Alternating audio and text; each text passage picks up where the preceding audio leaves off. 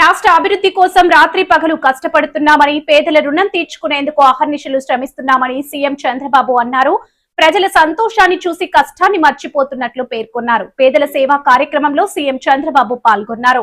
ఈ సందర్భంగా ఆయన మాట్లాడుతూ, సెక్రటరీ ఈరోజు పింఛన్లు ఇచ్చే కార్యక్రమానికి నాయకత్వం వహిస్తున్న సెక్రటరీ, ఇంకొక పక్క లేబర్ కమిషనర్ గారు, అందరికీ మనస్ఫూర్తిగా ఈరోజు ఇక్కడికి వస్తే మీ ఉత్సాహం చూస్తే, మీ అభిమానం చూస్తే నాకెంతో ఆనందంగా ఉంది.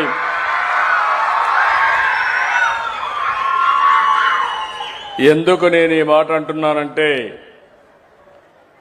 2 సంవత్సరాల కంటే ముందు మనం ఎక్కడా ఈ విధంగా కూర్చొని ఫ్రీగా మాట్లాడుకునే పరిస్థితి లేదు. కనీసం నవ్వే పరిస్థితి కూడా లేదు. రాజకీయ నాయకులు బయట తిరిగే పరిస్థితి కూడా లేదు.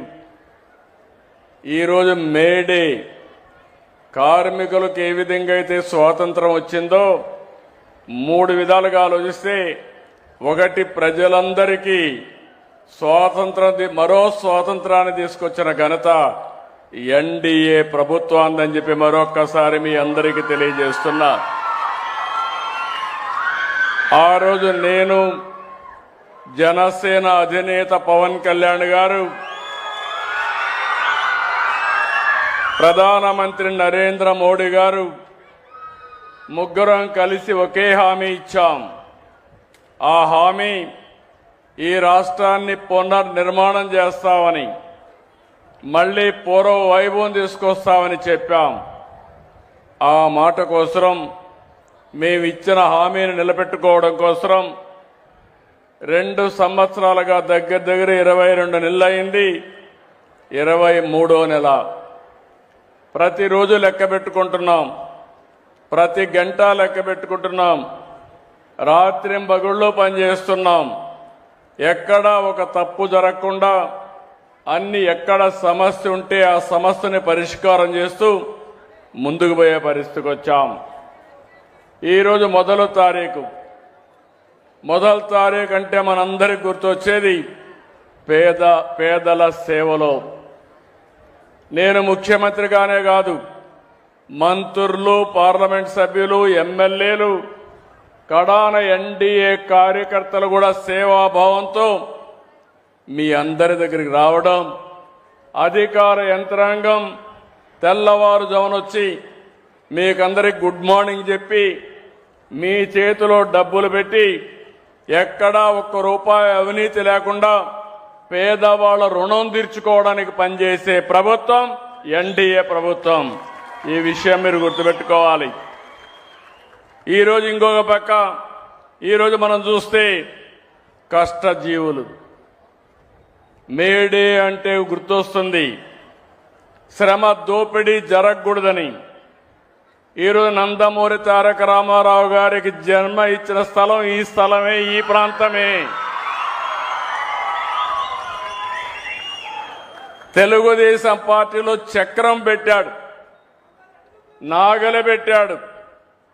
ఇంకో పక్కన చూస్తే ఊరి పేదవాళ్ల కోసం ఆ రోజే గుడిసె కూడా పెట్టి, ఇల్లు పెట్టి ఎంబ్లమ్నే డిసైడ్ చేశారు. ఆ రోజు ఆయన దూరదృష్టితో ఆలోచించాడు. పసుపు శుభం. ఏ వ్యక్తి ఏ మంచి పని చేయాలన్నా పసుపు లేకుండా ఆ కార్యక్రమం పూర్తి కాదు. పూజ చేయాలన్నా, పెళ్లికి కానీ, పేరెంటానికి కానీ, ఏ కార్యక్రమం అయినా అలాంటి దూరదృష్టి కలిగిన నాయకుడు ఈ ప్రాంతంలో పుట్టడం మనందరి అదృష్టం అని చెప్పి కూడా నేను మీకు తెలియజేస్తున్నా. అలాంటి కార్మిక దినోత్సవాన్ని ఈరోజు మీకే కాదు, రాష్ట్రంలో ఉండే కార్మికులకందరికీ, దేశంలో ఉండే కష్టజీవులందరికీ మనస్ఫూర్తిగా మేడే శుభాకాంక్షలు తెలియజేస్తున్నా. ఈరోజు నేను చూస్తున్నాను మా పేదవాళ్ళందరిలో, ఈరోజు నేను వస్తున్నానంటే దారిలో కూడా చూశాను. మీ ఆనందం చూసినప్పుడు నేను పడిన కష్టం మర్చిపోయి ఇంకా గట్టిగా కష్టపడాలనే ఆలోచన మా అందరికి వస్తా ఉంది. 63 లక్షల, ఈరోజు మీరు చూస్తే 62,47,000 మందికి ఈ ప్రభుత్వం వచ్చిన తర్వాత 63,188 కోట్ల రూపాయలు ఇచ్చాం. ప్రతి నెల మీరు చూస్తే దగ్గర 2,721 రూపాయలు, అంటే డబ్బులున్నా లేకపోయినా 2,721 కోట్లు మీకోసం రెడీగా పెడితే తప్ప ఆ రోజు మొదటి తారీఖు గడవదు. ఆ విషయం మీరు గుర్తుపెట్టుకోవాల్సిన అవసరం ఉంది. కష్టాలున్నాయి, దేశంలో ఎక్కడా లేదు. సంవత్సరానికి 33,000 కోట్ల రూపాయలు ఖర్చు పెట్టి ఏకైక ప్రభుత్వం భారతదేశంలో. అంతేకాదు, అతిపెద్ద డీబీటీ ప్రోగ్రాం ఈ పెన్షన్ల కార్యక్రమం అని చెప్పి కూడా నేను మీకు తెలియజేస్తున్నా. నేను దీన్ని భారంగా ఆలోచించడం లేదు, బాధ్యతగా ఆలోచిస్తున్నా. పేదవాళ్ళకి వెసులుబాటు కల్పించడానికి ఈ ప్రోగ్రాం ఎంతో వెసులుబాటు ఇస్తుంది.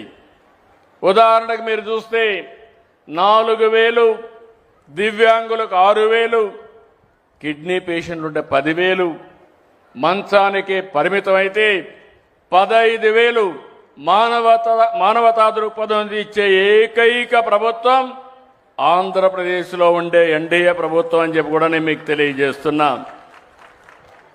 ఇలాంటివన్నీ ఈ జిల్లాలను చూస్తే దగ్గర 2,34,000 మందికి ఇస్తున్నాం. 102 కోట్ల రూపాయలు ఇస్తున్నాం. ఇంకో పక్క ఎవరైనా భర్త చనిపోతే ఎక్కడ ఆలోచించే పని లేదు, ఎంత డబ్బులైనా పర్వాలేదు, ఆటోమేటిక్గా మీకు పెన్షన్ ఇచ్చే కార్యక్రమానికి శ్రీకారం చుట్టాం. అయితే ఈరోజు ఇంకొక పక్కన మీరు చూస్తే ఇప్పటి వరకు లక్షల మందికి పింఛన్లు ఇచ్చినా